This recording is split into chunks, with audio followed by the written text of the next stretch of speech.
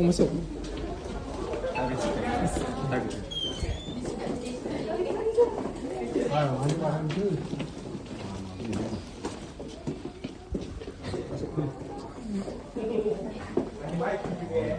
Boleh kan masuk? Sekali lah. Masuk. Duduk. Bentar ni kalau sibuk. Bentar kan dia orang ijat kalau sibuk.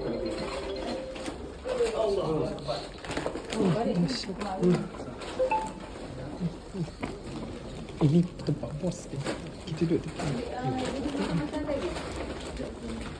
Kita duduk sini. Apa kan nuri body bag tu?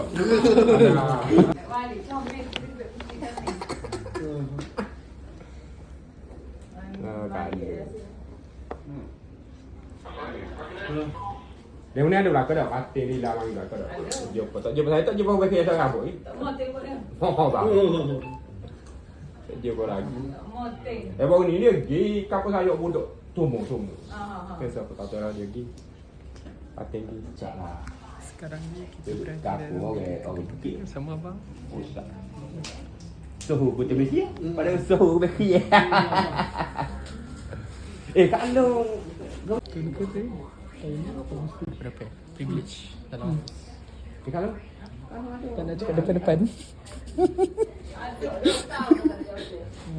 dia timbang apa dah? Tahun ni tak ada. Tampah lo tampah tak ada. Kita Saya tak tahu kawan. Oh dia ni timbang pengurus. Saya tak tahu. yang penting Tak sambung.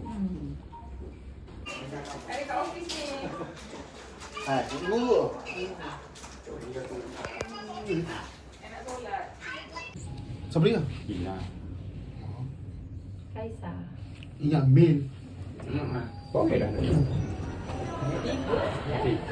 besar weh bangunan ni.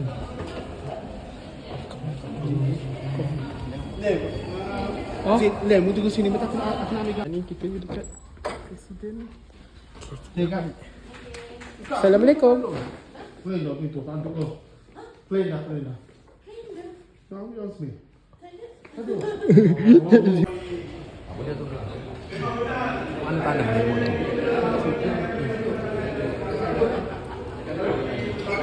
Presiden.